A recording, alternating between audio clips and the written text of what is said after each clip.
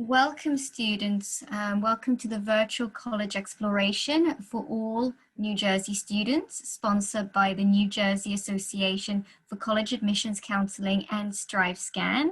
We are joined by Moore College of Art and Design today. And so before I hand you over to them, I'm going to go for a bit of housekeeping announcements. So you can use the question and answer button on your screen to type any questions to our presenters at any time. Your camera and microphone are off, so the panelists cannot see or hear you. This is just one of many different sessions happening, so be sure to check out the full schedule at njacac.org/virtual-fair. This presentation is being recorded and will be available within about a week at that same website. So now I'd like to turn you over to our presenters, and I hope you enjoy the session. Thank you so much. Go ahead and share my screen so we can get started. All right, I'll pull up my questions. So my name is Genevieve Arnone, as you see there in the right-hand side. If at any time you guys have questions, I do have the question box open while I'm chatting. So feel free to enter them as you see fit. Obviously, typically when I do these, you guys do have your cameras on or at least your microphones, but I don't mind being interrupted because obviously this is all for you. So that being said, I am from Moore College of Art and Design, and if you haven't heard of us yet, we like to think that we're the best kept secret on the JFK Parkway in Philadelphia. So with that, we are an old school. We're started in 1848, so that means we've got over 170 years of history working with art students. That being said, we are technically the first and only women's art and design college in the US. But that being said, our gender policy at the time is as follows. We accept applications from those who live as and identify as women, trans women, gender non-binary, gender fluid, or gender non-conforming. Really and truly, this is just because if you're not familiar, the majority of the artwork in the world hanging in galleries and museums is typically white, Western, male European artwork, and we want to change that. So if you haven't been, we are in Center City, Philadelphia. So I always like to say that Philadelphia is New York light, but obviously, given that you guys are in Jersey, I'm sure many of you have hopped over the bridge to check us out. So the city of Philadelphia is obviously more than just kind of cheesesteaks and soft pretzels, but if you do need some recommendations, I'd be happy to give them to you. We are an awesome location because we are right in the museum district of Philly. It's very beautiful, but also, literally just to get to the PMA, it's a short walk down the block for our students. Many of your classes usually venture out into the city. Why stare at a screen when you can go see the work in person? That being said, we are a small school, but we're that way by design. So we really champion the idea of being really, connected with our students as far as our professor and faculty relationships with our students. So you're going to see about an average of 8-to-1 with student to professor ratios in our classrooms in the major classes. All of our majors are listed there on the right, with our newest major being film, launching this coming fall. With that, we do have a number of minors as well. So you can minor in all of our majors with the exception of art education. And then we have several additional minors, including art history, business, textile design, and creative writing. You can mix and match them as you see fit. The only major that we don't recommend double majoring with is art education, just because it's a dual major in and of itself. But we strongly encourage our students to be interdisciplinary, and the majority of our students typically do opt to take a lot of classes outside of their major. So this is a typical kind of schedule for our foundation year students. All students participate in a foundation year. It's a little bit different than kind of your general ed classes that you would take with a liberal arts degree.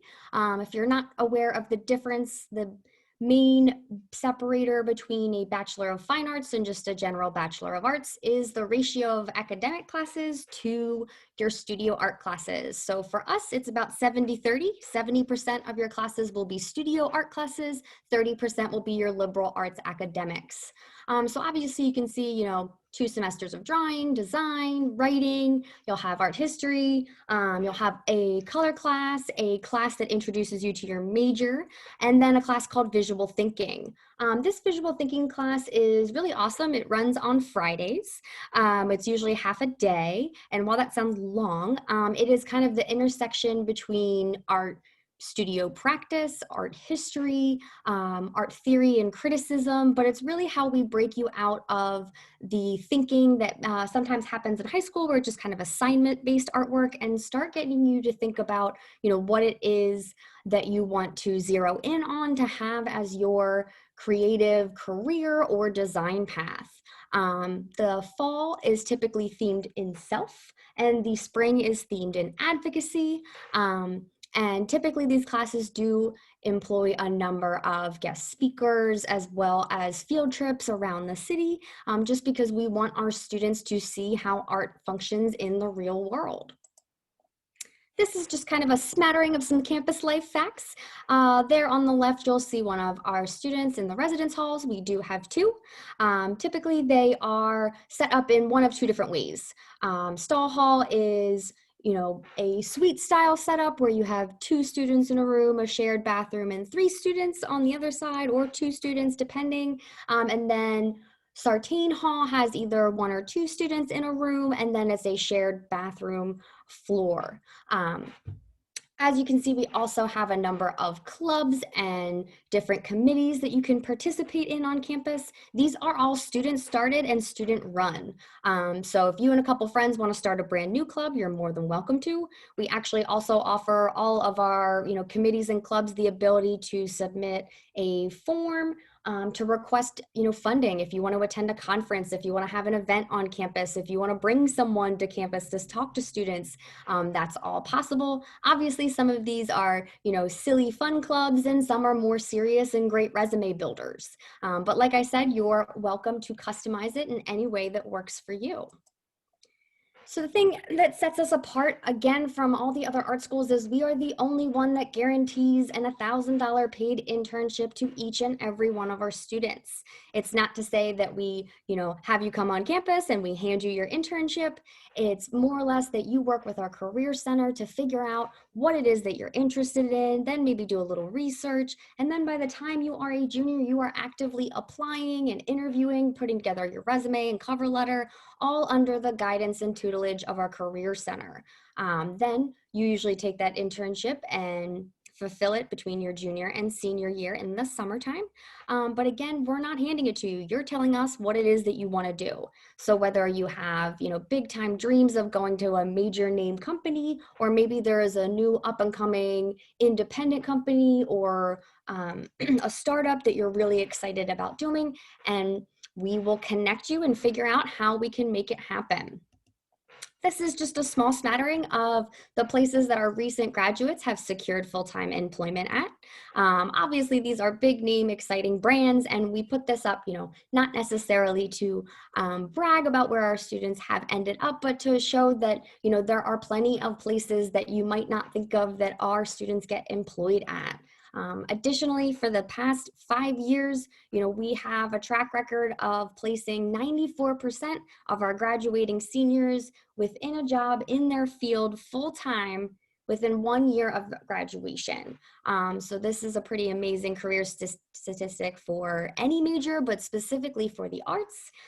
So if parents or friends are teasing you saying that you're going to be a starving artist, you can rest assured that with our internship program and our success rate that we are going to set you up for success. So another way to stand out on campus is to be a part of our Visionary Honors Program. This is our top tier scholarship program, and it does have 2 paths depending on which one interests you more. It In order to be nominated, you have to have a 3.5 GPA weighted and a strong portfolio. I'll talk a little bit more about, what we're looking for in the portfolio in a moment, but this scholarship is renewable annually. So it is not $22,000 divided by 4, it's times 4. So this is a really amazing opportunity. The academic path, incorporating some research, some kind of graduate level colloquium style classes, the ability to participate on some back end research and mentorship with our faculty. The leadership involves a lot of, volunteer or kind of community-based work where you're really on the ground floor, kind of connecting people to the arts. So about the application process, it's pretty simple for us. Obviously, first and foremost, we need a completed and submitted application. Yes, we are on Common App, so you are more than welcome to apply that way. However, if you do reach out to me, you can apply through our website, and I would be more than happy to give you a fee waiver for that application. Unfortunately, I cannot give one to Common App because that one is Common App's fee and not ours, but I'd be more than happy to give you that fee waiver if you just want to reach out.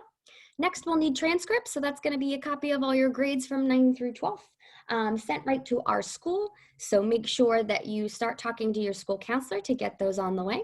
And then again, we are going to need a portfolio. Ours consists of 8 to 12 pieces of work. And again, I'll talk about that on the next slide.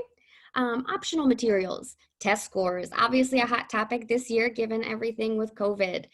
So I can tell you that we were test optional prior to COVID and we will continue to be so afterwards, if not even more so.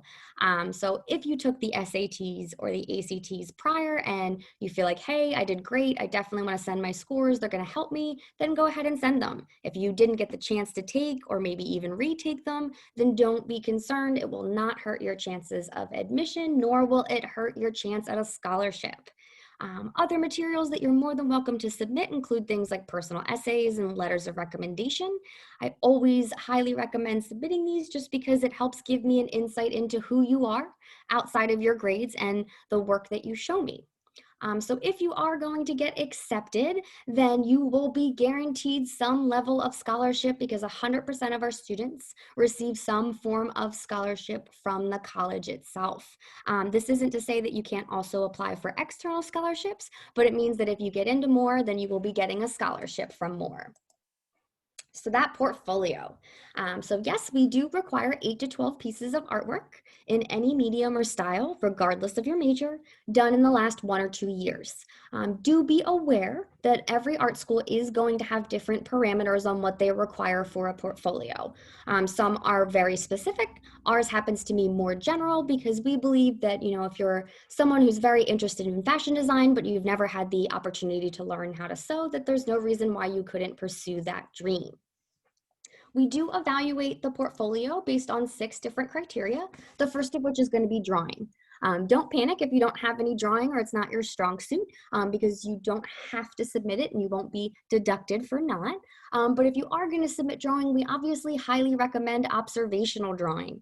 Any art school that you apply to is definitely going to want to see what those observational drawing skills are of yours. So if you've done work like portraits or still lifes, landscapes, that's going to be really great to put in your portfolio. I will be honest and say that obviously as an art student myself, still lifes weren't necessarily my favorite, not a big fan of drawing fruit. So make sure that you're picking objects that are interesting to you, because the more interested you are in your subject matter, the harder you will try. Inevitably when, maybe that one pine cone or glass bottle was giving you trouble, we can identify that within your piece. You're also welcome to include stylized or illustrative pieces. So if you're hoping to study illustration, or maybe you want to include some original character designs or concept art, that is absolutely welcome, so long as they are original, because we want to see your personality in your work. Composition is the next criteria that we are looking for. So this is basically how you are using the space, whether it's 2-dimensional or 3-dimensional, making sure you're thinking about positive and negative space, working the viewer's eye around the picture plane by activating it, or even submitting things that rely on directional elements or sequencing like storyboards. This can be a great way to show kind of a variety of shot styles, and again, show that you can really create a dynamic composition. Then we have value. If you haven't heard it yet, you will most definitely hear it in art school. We are looking for dark darks, light lights, and everything in between.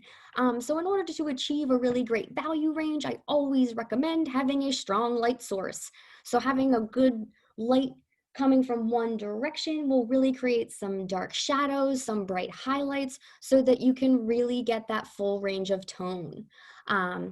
As you can see, some of these works are done on toned paper or black paper, and the whites are added, and then some are, white paper with gray or black charcoal applied on top. So no matter which you choose, there's a variety of ways to kind of show off your value skills. Going hand in hand with value is color.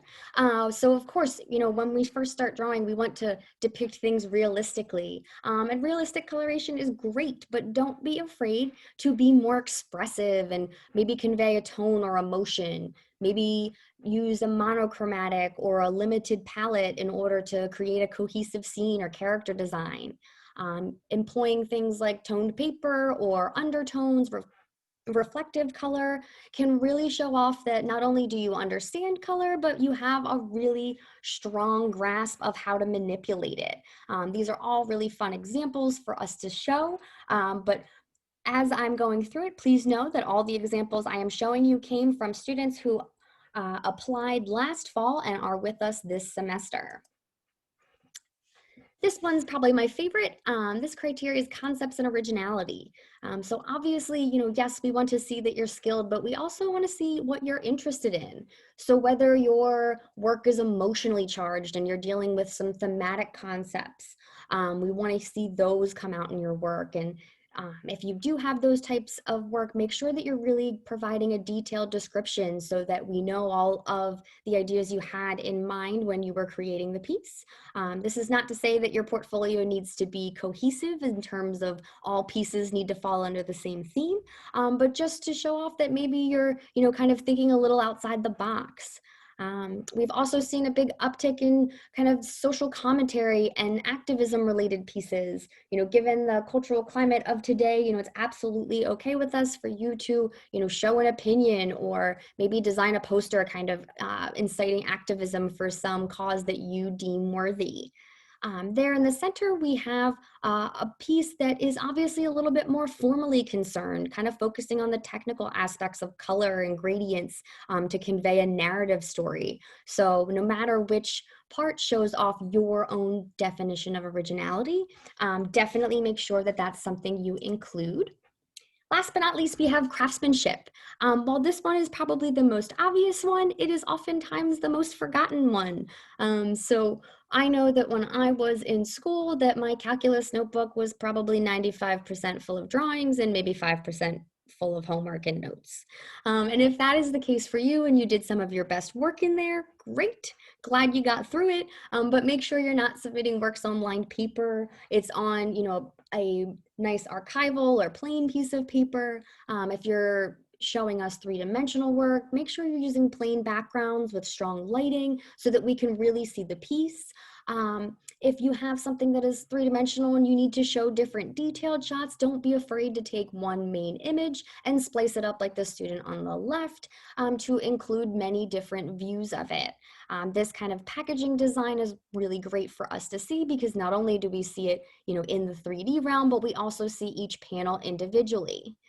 The student in the left was obviously interested in fashion, and not only did they create a garment, they have a model and also are, setting the model in a scene or presenting it as if it's from a catalog. This can be a really great way to kind of up the ante on how you're presenting your work, as obviously this looks like something straight out of a catalog or a magazine.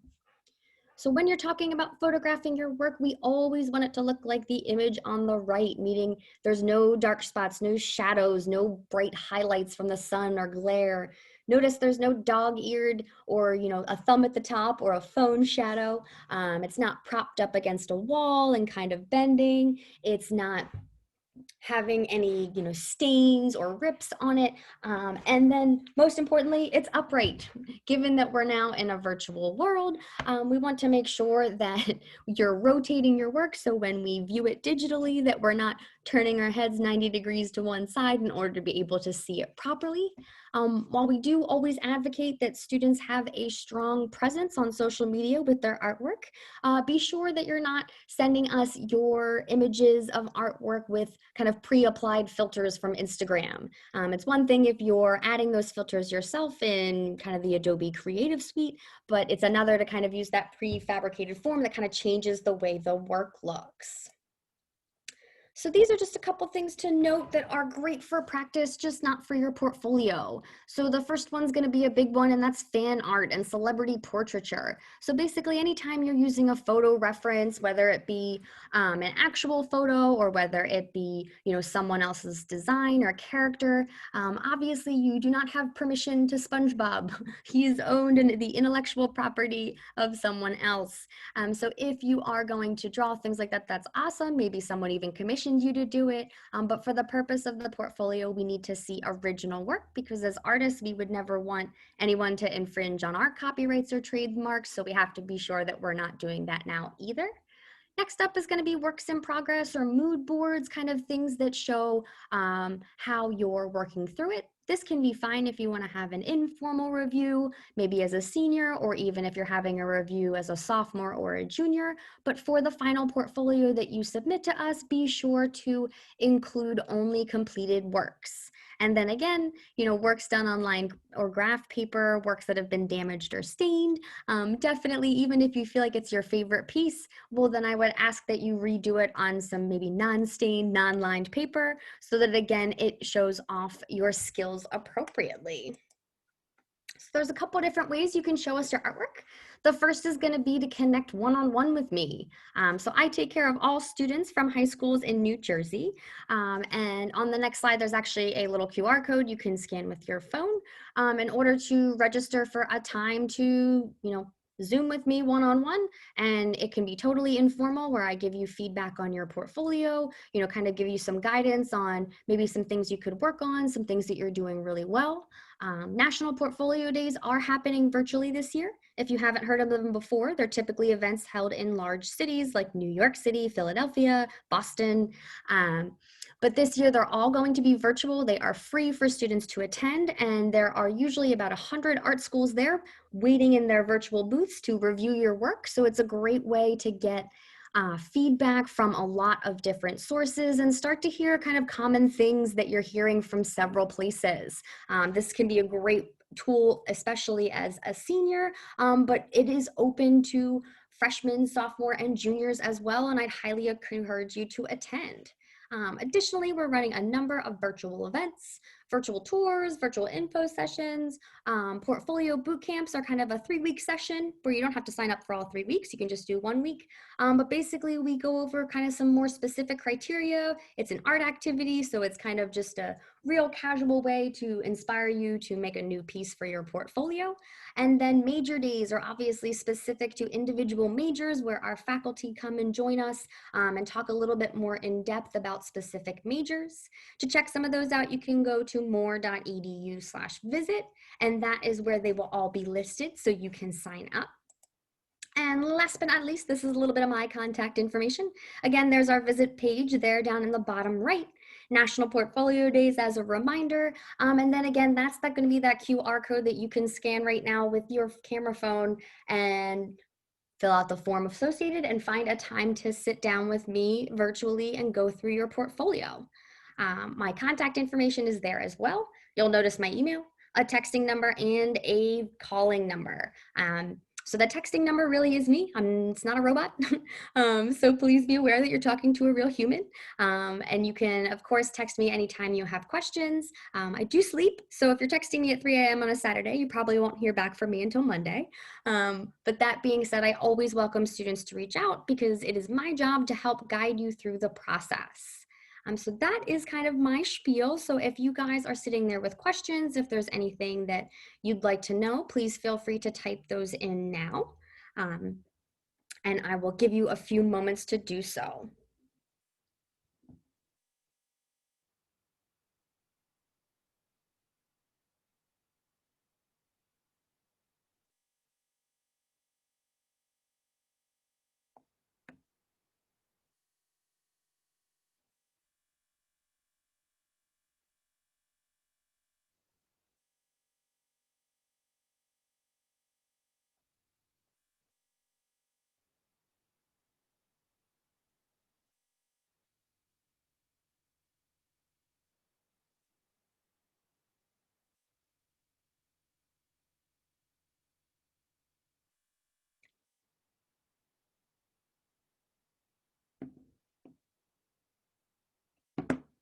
All right, everyone. Well, I don't want to hold you hostage for your evenings. I know it's Friday and everyone's eager to get going, but obviously you have my contact information there if you need to ask anything or follow up. But thank you all for coming, and I hope to see you soon at more.